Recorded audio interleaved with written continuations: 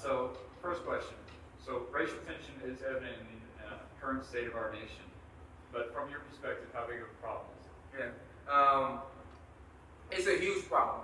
Can you repeat the question? It's that clearly racial tension is evident in the current state of our nation. From your perspective, how big a problem is it? Part of the problem is people think that there is no racial problem. People think, oh, you're just making it up. It's not an issue. Well, I can tell you this.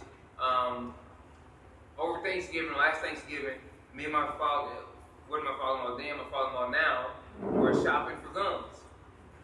We were in a pawn shop. And the pawn shop worker would hand my father-in-law, who's white, a gun and would not hand me a gun. In college, I was refused service at more than one restaurant. I went over to a friend's house, and I was asked to sit on the floor rather than sit on the furniture.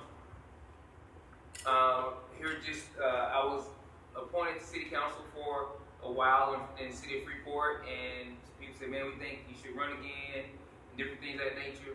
During that campaign season, someone placed a dead raccoon in our yard. To say that there is no racism problem furthers the problem. One of the biggest problems is this, though. In Acts 11:26, it says this. When he found him, he brought him back to Antioch. Both of them stayed there with the church for a full year, teaching crowds of large people. It was at Antioch that the believers were first called Christians. So here's what that's saying. It was not Christians who called themselves Christians first. Christian means to be Christ-like. It was people who were not Christians, who looked at this group of people. It was a group of people living life together, and I'm going to get to that in a second. Living life together, offering this alternate city of people who should hate each other, but are able to do life together because they're so radically different.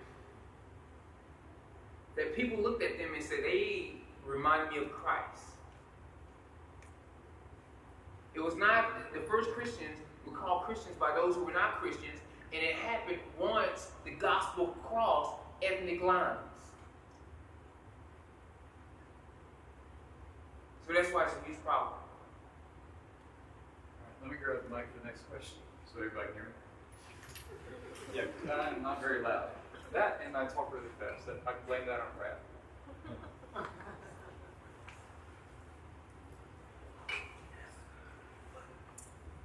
Alright, so what role does our own heart have in the racial issues of our country?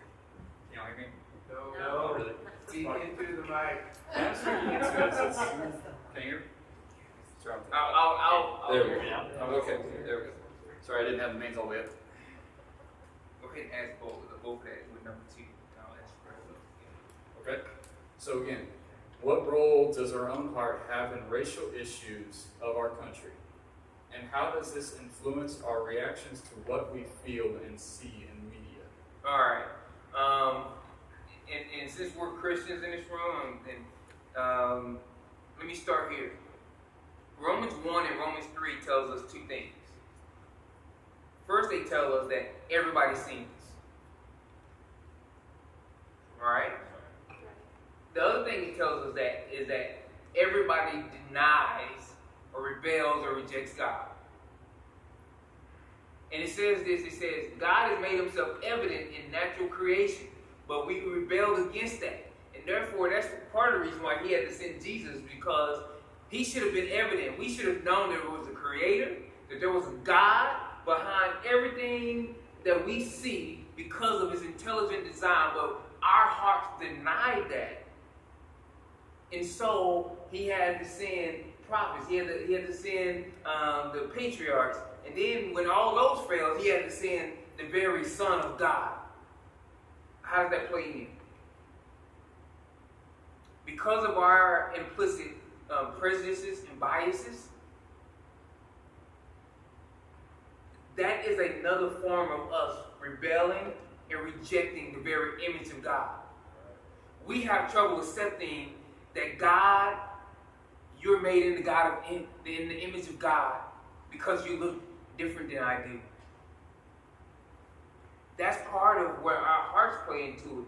Our biases and prejudices are just another way that we rebel against God, that we reject the image of God, because we have a problem recognizing Him in the created order. And that's just another way that manifests itself. Now, with the media, it's easy to blame the media. It's easy to, and here's the big one. It's easy to say something like, imagine you hear somebody say, them black folk, or them white folk. Well, saying the media is like saying that. Because then it turns into this nameless, faceless blob that we don't have to identify as somebody's child, as somebody's mother, as somebody's father and uncle and brother. And like, I have friends that are reporters. I for a while I wrote regularly for a magazine that was published in this area. So when you say media, exactly who do you mean? Here's the other thing. When we blame media for different situations and what's out there and what we're reading and how people are reacting, this is what we're doing. It's like driving through the drive-thru, and then you just got your bag out of the window, and then you get your, those fries when they hot. Anybody on them fries when they hot? And that bag is kind of greasy. You got that little grease stain on there, and the salt. You can feel the salt on your fingers, but you got to do it like this on your jeans. Get through with it. And then you like, man, this fast food killing us. I can't believe they keep feeding us this fast food. They killing us, putting all these things in this. We choose what we eat. The things that come through your news feed, my news feed, is because we like something else that we keep following it. I know people that said, hey, the doctors have told my father that if he keeps looking at Fox News, he's going to have a heart attack and die. But every time I go over to his house, he has Fox News blasting. How we keep blaming the media? That's our own heart seeking those things. We choose what we eat. And we have to get to that point of personal accountability first and saying, we're choosing to absorb and keep reading and keep clicking on these things. Nobody's making us do it. We choose to keep turning our TV on to these things and absorbing these things. Philippians said, think on these things. But we are constantly and consciously choosing otherwise and blaming somebody else for putting the fries in our mouths. It's time that we get real with ourselves. So can you discuss the history of people of color in our nation and its effects on current matters? Yeah, and my wife is a counselor. Before we were married in Kansas City, she was a counselor at a rape crisis center. And she worked mostly with kids and with teens and adults who had been sexually abused as a kid, and also with their parents. Why is that important? Let me explain. From 1619, the first slave landed on the shores of America. All right? And then it wasn't until the early 70s with some, the early 70s with some Voters' Rights Act stuff that passed, that Americans became full citizens of the United States. Up until then, and then you still had some issues where the war on drugs and some of the things that were passed even up until the 90s. So 7/8. So you went from slavery to Jim Crow to segregation, and you say, well, but you had rights and you had this and slavery ended and this happened. Well, you think about it. There's only been like one generation of African Americans in this country that have had the full rights of an American citizen. If I was to ask my wife, who's a professional counselor even now, if you had somebody who was abused their whole childhood, would you expect them to be okay in their early 20s? No one would expect that. there would still be so much emotional scarring that would take place and be on things that they have to work through and minutiae that have to work through. And no one would tell even a battered woman who's been battered for years, you should just be over it. No one would tell that child who's been abused, you should just be over it. No one would tell that child who had a good 4th birthday, we need to go back to when you were a child because you had a good 4th birthday. You can't just pick and choose moments out of history. And so when there's some PTSD, some post-traumatic syndrome that is built into the African-American culture, and also other people of color, and as they come through because of some things that have happened in our country. And part of the empathy part of it, it says, hey, I'm going to listen and I'm going to affirm your value. The book of Job was, what 40 chapters? It would have been 2 if his friends would have affirmed his value and kept their mouth shut. There's a lot of people in America that get mad about the Black Lives Matter movement, and I'm going to tell you something. There's a difference between the organization and the movement. You need to understand that. There's a difference between the Black Lives Matter and saying, I empathize and understand with what you're fighting for, and then I agree with this organization. There's a difference. I'm a Christian first. My identity is in Christ first. Before I'm my mother's child, before I'm an American citizen of African descent, I am a son of God first. So how I see being Diane's child and being an American citizen of African descent, I see it through my relationship with Christ first. So there's some things with BLM, that's why I've never hashtagged them, that I can't get down with. But I do empathize and agree with some of the things that they're trying to achieve. Because of my own story reflection, I can tell you of different situations with the police that I have had. But I can also tell you of good situations. I just finished the Citizens Police Academy for Freeport. There's a reason I'm doing that, to try to build a bridge. And so part of it is, I say, if the church would have came out, when the first person hashtag BLM, if the church would have came out and said, yes you do. When they came out and said Black Lives Matter, if they would have just said, yes you do, because you're made in the image of God and you have value, not because of what you bring to the table, not because of the job you work, but because you're simply made in the image of God, you have value. You know what? It would have squashed a whole lot of stuff. It probably would have just fizzled out and went away. Affirm, affirm, affirm. I think I heard that from a counselor.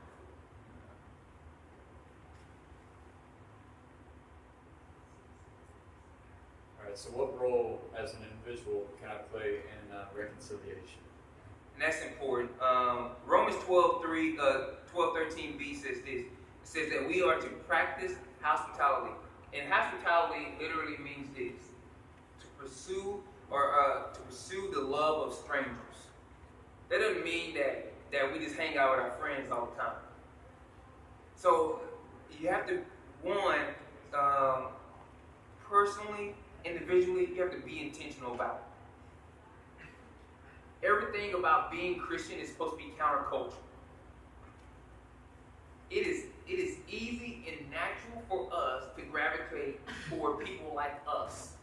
Our same age group, our same socioeconomic classes, our same ethnic classes and cultural backgrounds. It's easy for us to gravitate toward that. It's natural for that to happen. But everything about what Christ did for us goes countercultural. And so we have to, if you want diverse relationships, and if you want to bring racial unity, if you want to bring socioeconomic unity, then it's going to cost you something.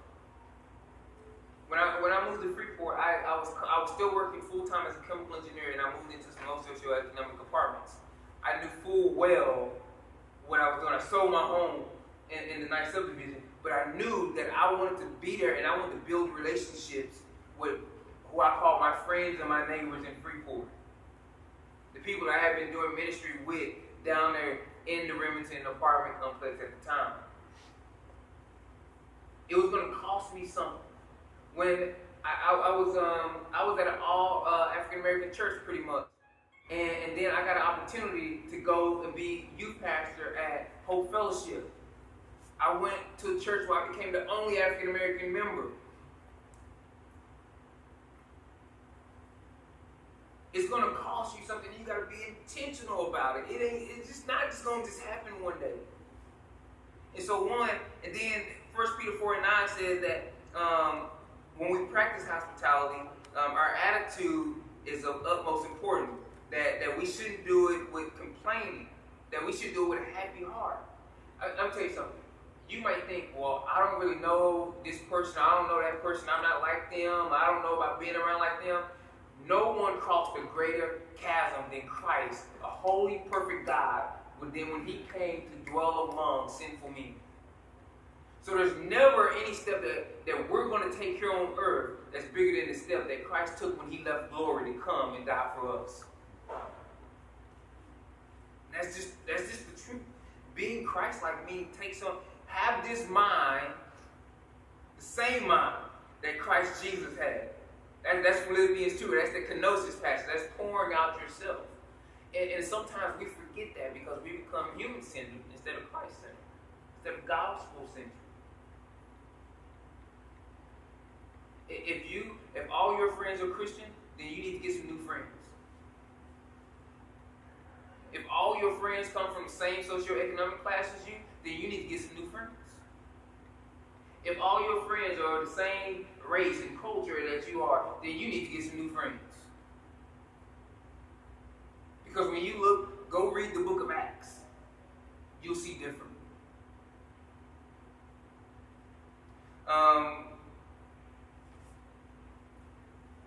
So what role can our church play in racial reconciliation?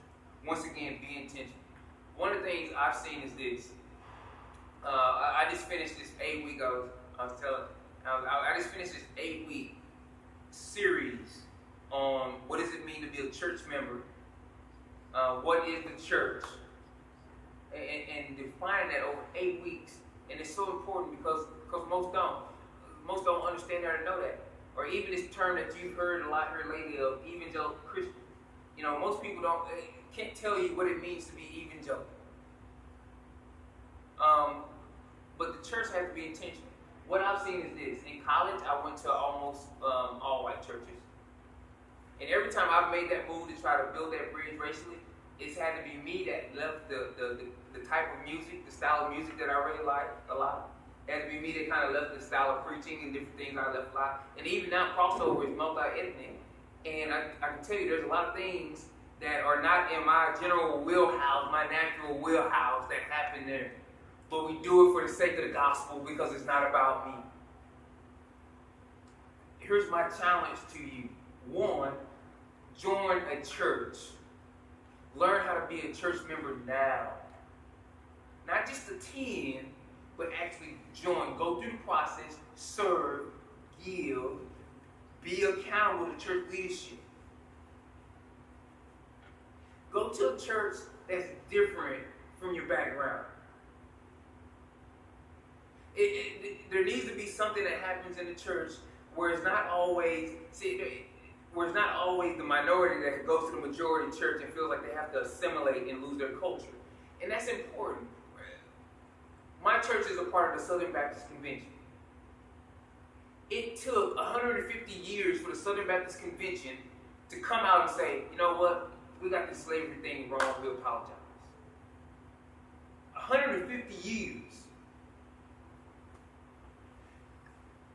There was a split that happened in the Baptist denomination, and over the slavery and segregation issue, right? And you had the National Baptist Convention, and you had the Southern Baptist Convention, and then 2 different kind of groups. The first time that both of the leaders from those 2 groups stood on the same stage was in June of 2016. Are you kidding me? The church is supposed to be the model of how a group of people who should have things within themselves where they can't live with one another, can't get along with one another, don't have all these things in common, are supposed to be able to live life together, not without conflict, But they're supposed to be able to work through conflict in a loving way because of what they have in common, which is the gospel. And we're not modeling that for our society.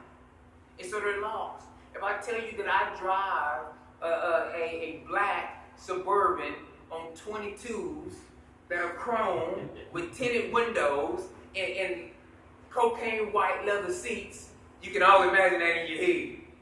You're like, that boy fly.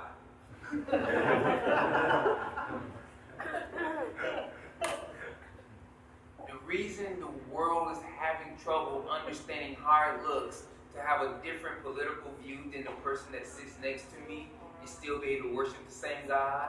The reason the world is having trouble understanding what it means to one, have a single mom that's barely making it with very little education, and yet a upper middle class family with kids that may be private school or homeschool sitting on the row next to each other, and how they all do life together, a single dad and different things, and different people from different ethnicities all sitting around each other and doing life together and been over each other's houses, not just on Sunday, but throughout the week, and getting coffee with one another, and their kids playing with one another, and they going out to baseball games and watching the game together, is because the church is not demonstrating.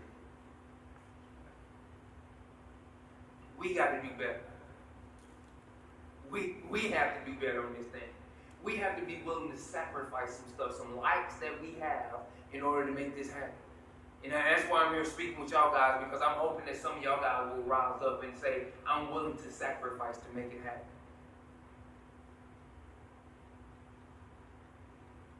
So it definitely starts with us.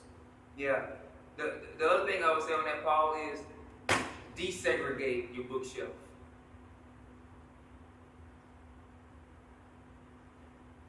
Desegregate your bookshelf. And we're going to get to some of that later, some suggested reads. But desegregate your bookshelf. You are what you eat.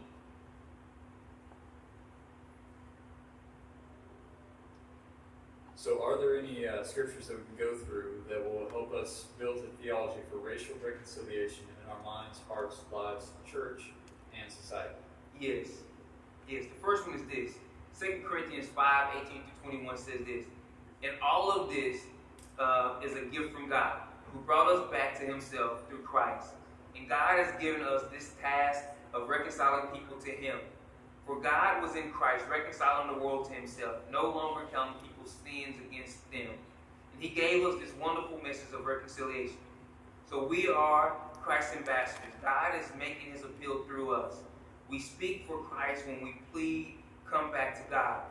For God made Christ, who never sinned, to be the offering for our sin, so that we could be made right with God through Christ. One of the saddest things I heard just recently, I was speaking with somebody, and this is big on my heart, this whole reconciliation piece. One, the silence of the church in issues has completely wrecked me at times. How can we pray? How can we get an email from IJM? Anybody know what IJM is? International Justice Mission. About some missionaries getting killed overseas, or some people getting killed overseas, and everybody mourns, and everybody spreads this email. And when a guy that looks like me gets shot, we gotta wait for all the details first. We can't say anything about it in service. We can't even pray about it. And as I sat down with somebody and said, well, John, we don't know everything, and we don't know what to say, and really it's more on you than on us to do this reconciliation piece, because you're African American and No, this scripture says that God has given us the task of reconciliation. Please do not leave this burden on your brothers and sisters of color.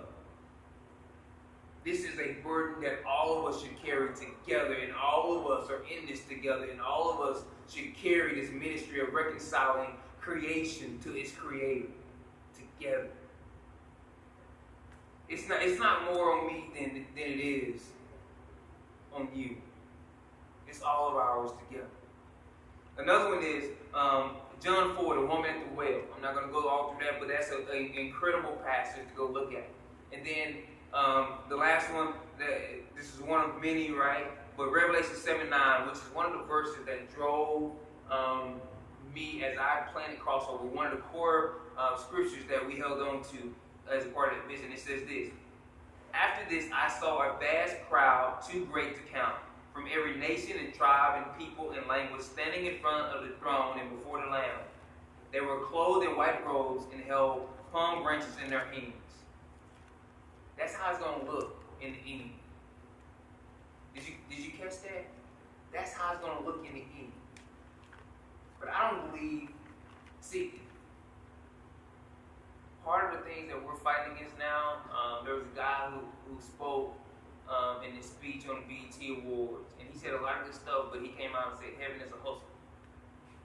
And that's what we're fighting against right now, is that a lot of people believe that the only benefit to being a Christian comes in the new heavens and new earth. We can have this now. We can start having this diverse group of people who worship God together now. That's something that we can take on now.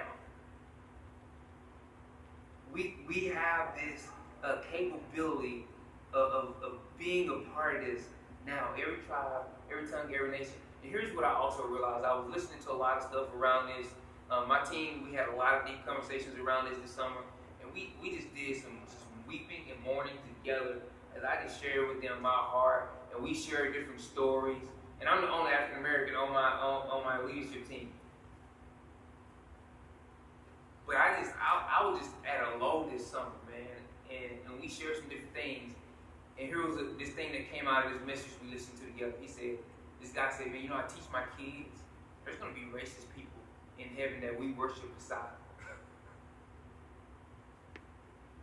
So we better learn how to worship with them now. That's the truth. There's going to be, if you're a Republican, there's going to be Democrats in heaven. If you're a Democrat, there's going to be Republicans in heaven. If you like me, support either one of them, then there's going to be some of both of them in heaven. And so you know what? We better learn how to worship with them now, because we're going to spend eternity worshiping with them. Their political stance, the stance they took on race, man, Jesus' blood covers all that. And you know what? Part of being Christian means this. I give up my right to be offended. I give up my right to be offended because that's what Christ did. And it means this. I lend my credibility to those in need. Because that's what Christ does before the Father for us. He says, no. Charge me. And that's why, I can't take another private message or a private email or somebody say, man, that was wrong. They shouldn't have said that. No. I need you to speak up in the moment and say, that's not right, because he's made in the image of God. That after the fact, like, man, I should have said something, that doesn't help. I gotta tell you, that doesn't help. The private message, like, man, they were wrong. The private Facebook message, that doesn't help. It takes a landing of credibility and saying, yes, they're hurting. Yes, there's an issue. No, that's not right what you said in the moment.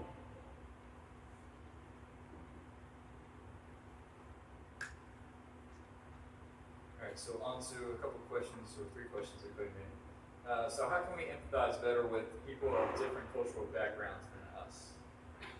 The first one is we have to live. If you want to live, if you want to have multicultural worship, you have to live a multicultural life, because all of life is supposed to be a worship. Worship is not something we do on Sunday.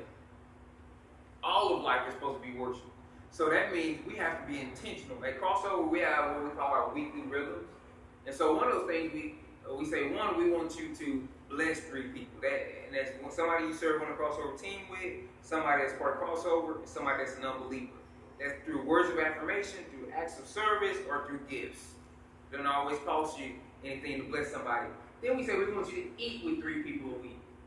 We're not asking you to add any meals to your diet, so don't blame me if you gain weight. We're asking you to use the 21 meals that you eat a week intentionally. So we're saying eat with somebody that serves on the team with you, eat with somebody that's just part of crossover, and then eat with somebody who's an unbeliever. Be intentional in your life. Listen, gather the stories.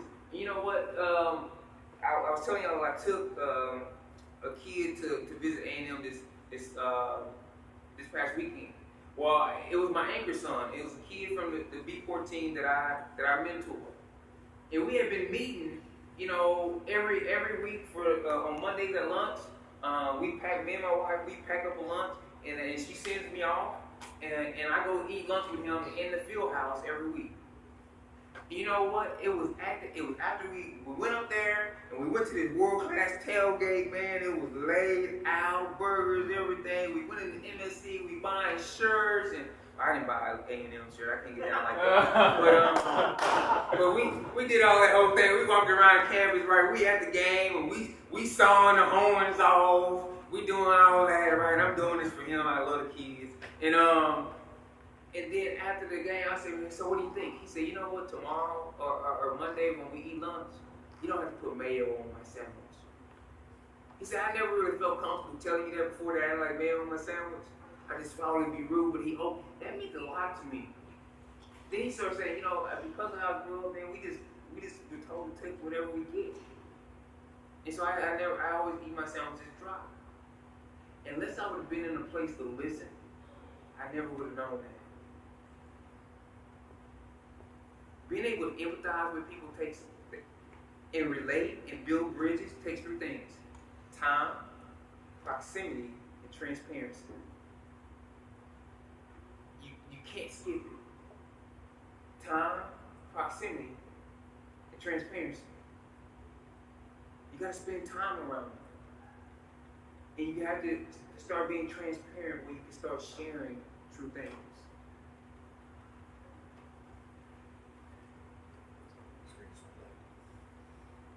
How should we respond to someone who is hurting or is offended by something? And excuse me, let me rephrase the question. How should we respond to someone who is hurting or offended by something we believe they should or should not be offended by? Well, here's the deal. Even in Scripture, we have sins of omission and sins of commission. Right? Sins of commission are when you actively, willfully sin. Sins of omission is when you sin unknowingly. How does that play in? I just finished the Citizens Police Academy. Here's what I learned. I learned that there's only 2 things that you can't be taken to jail for when they pull you over. There's only 2 things in Texas that you cannot be taken to jail for. Public intoxication and speeding if it's not over 25 miles over the limit. You know that little light that's right over your license plates on your car? If that light is out, they can pull you over and take you to jail for it. Now, I don't know how many of y'all get in your car, crank it up, get out, and walk around and check that little light is on over your license plates. You're not intentionally poking out that light with a screwdriver either. But if they pull you over and that light is out, you have committed a crime. Not purposely, but still you have committed a crime. And if they choose to write you a ticket for it, what do? You pay the ticket or you go to... I take mission trips every year. When I go to different cultures, when I go to Southeast Asia, I know that I don't sit with my feet pointing at folks. I don't show people the bottom of my feet because that is not okay with their culture. And I know that if I'm not culturally sensitive, when I go, that I can mess up all the partnerships that we've been developing. couple years ago, I was in northern Nigeria when Boko Haram was moving in. I had to be, and this was a true mission trip where we went and we were knocking on doors. And when you heard Jesus talking about go, and if they let you stay, then you stay with them. And if not, then you go to the next house. That's exactly what we did as we went to reach unreached people groups. Part of the problem that we have with stuff like that is we don't approach this life like we're missionaries. We approach this life like this is our home. But if we approach it with missionary eyes, guess what we're going to be? We're going to be sensitive to the cultures that we're trying to meet. And even when we offend, we don't say, you shouldn't be offended. We say, teach me how to do it better. That's a part of empathy, and that's when you want to read. That's when you're trying to build the bridge.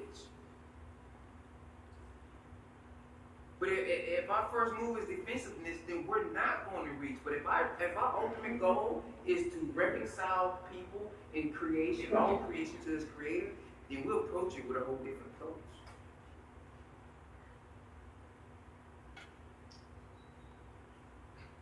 All right, so what are some resources young adults can study to learn more about confronting racial injustice? All right, so I'll give you the first one. I'll just say this. From just a how to do life as a holistic view of what it means to do life as a church, I say this book, Total Church, is a great one. All right? It is a great place to start off, but just by how church is not a place that you go to. It's not an event that happens on one day a week, but it's a group of people whose lives are centered around two things: gospel and community. This book is an excellent starting point for that, Total Church. Because I think once we truly learn how to live life together in community, that'll take care of a lot of stuff. Because when we start looking at the gospel, when they start saying, who is my neighbor, we start looking at it totally different. Who's the publisher? The publisher is Crossway. And it's by Tim Chester and Steve Timmons. So, some books I read actually when I got ready to become youth pastor at Johnathon's church, when I got ready to become his youth pastor, were, let's see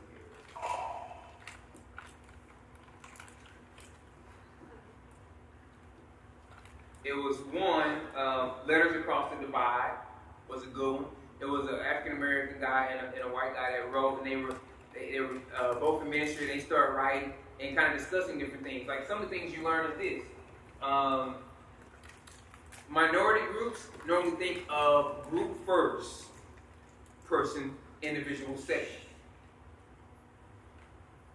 White folks generally think of individual first, group second. Why is that important?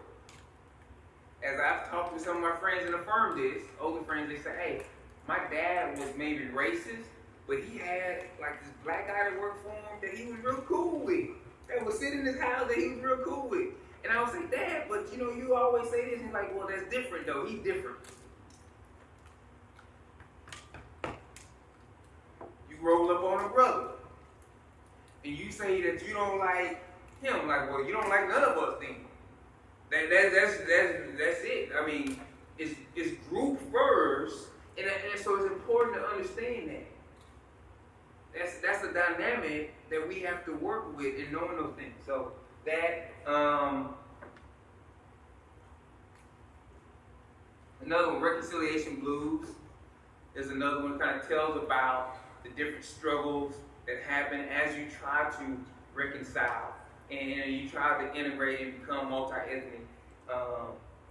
One Body, One Spirit was another good one. Another good one is this.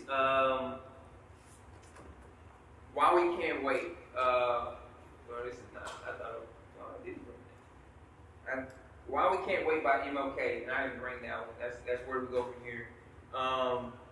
Is a very good one to read by MLK.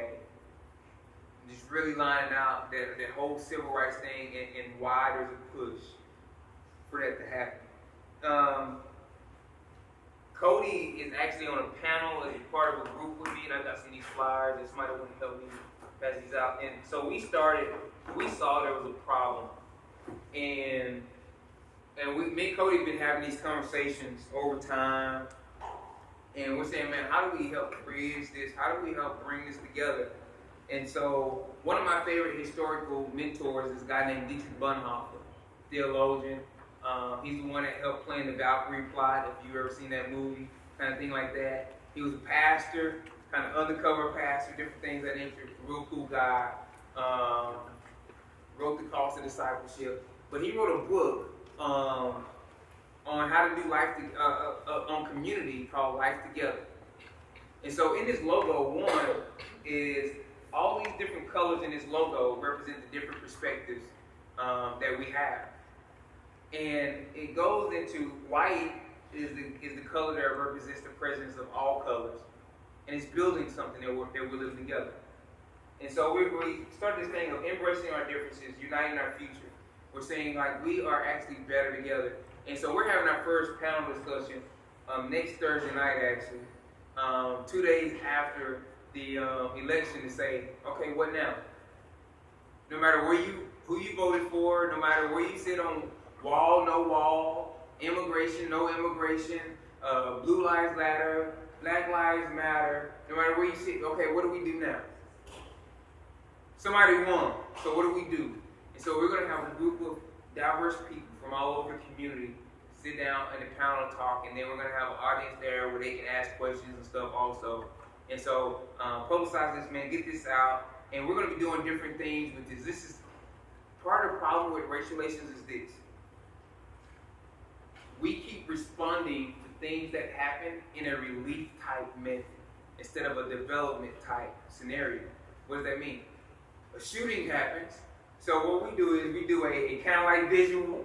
We do a community prayer meeting, and then we don't say anything else about it until the next shooting. And so we're right back at the same place again the next time something happens. What we need is some relational development between those things so that we have a pool of shared meaning, and we've lent credibility to one another in the meantime and built relationship up. So that's what we're trying to do with this group Life Together. We have a Facebook page that we created, and so we're going to be trying to do some things in our community to bring that together. All right, and last question I kind of thought of. Do you think idolatry is partly due to us not wanting to build relationships? Oh, man, a big problem in our society is being man-centered. Man-centered is a big part of our problem in our society. And just the individualistic mindset we approach life with here in America. When I travel all around the world for different things, whether it was business in my engineering career or missions, people were a lot more family oriented than here in America. It was a lot more communal than here in America, and that's a big part of our problem. If me and you live on the same street, Paul, we shouldn't have to own 2 lawnmowers. We should own 1 lawnmower and help take care of it together and use it together. But we still haven't got that principle down. We love to read the book of Acts and the stuff that the early church was doing, but we don't really want to live like the early church was living and sharing and having everything in common. We want all the benefits without having to pay any of the cost. That's a big issue. Yeah, so entitlement, I guess you could say. Yeah. Any other questions before we close out?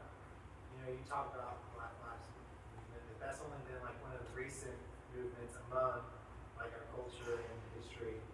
Are these groups like newly formed, or are like they just the new version of like the previous group? No, Black Lives Matter is definitely different than Civil Rights Movement. But here's what I will tell you: the church had 2 responses to the Civil Rights Movement that MLK led. And you know what? Some of those guys like Charles Stanley and Billy Graham, they said they regretted not stepping up during that time.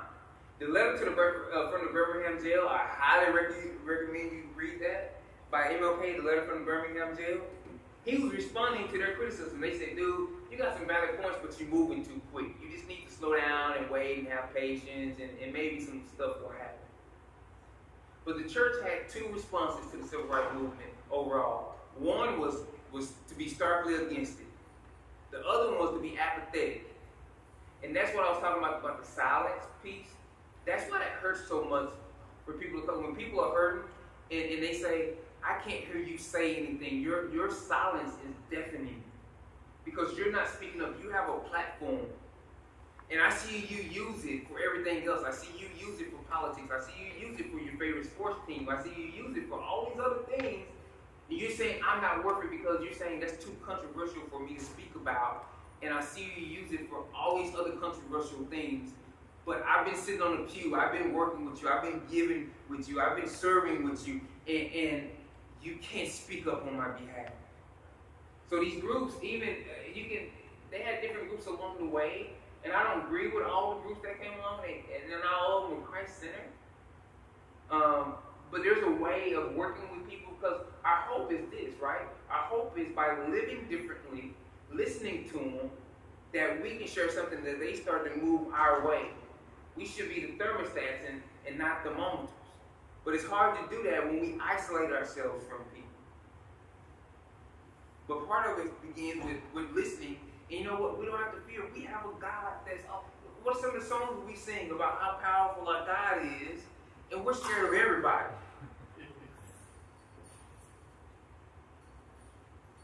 We should be like, man, look here. We're gonna get 2 or 3 brothers, and we're gonna go over in this jungle, we're gonna pray and watch what God do. Watch what yokes get broken when we go up in this jungle and we start calling on the name of Jesus.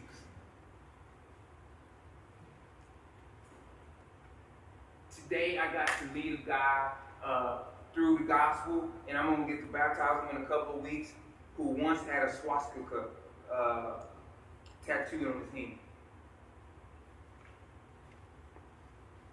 You tell me there ain't power in the gospel.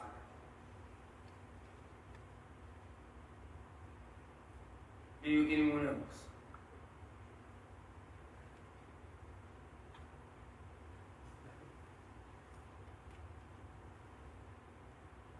So what would you say the highlights of time would be? The highlights, man, is just a group. I see diversity in this room. And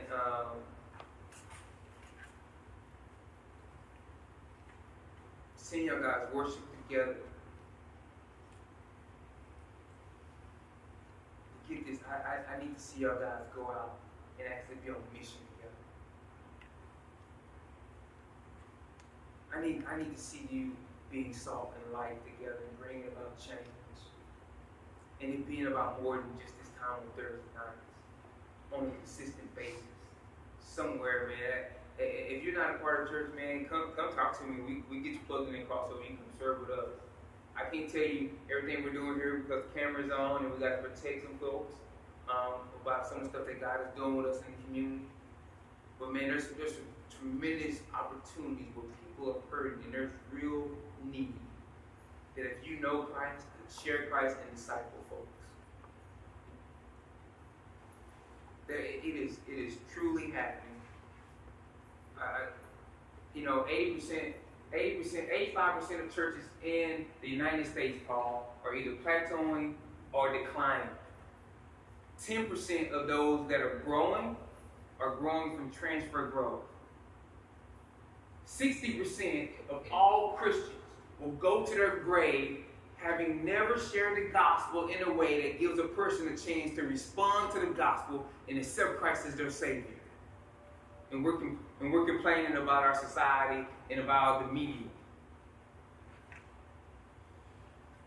Man, I tell you this not to brag on ourselves, but look, we're seeing if you want to share the gospel, if you want to disciple folks and make disciples, man, there are places in this community you can be a part of, but you got to do it as a group because they're looking for a group of people who are doing life together that show an alternate story to everything else they see in society.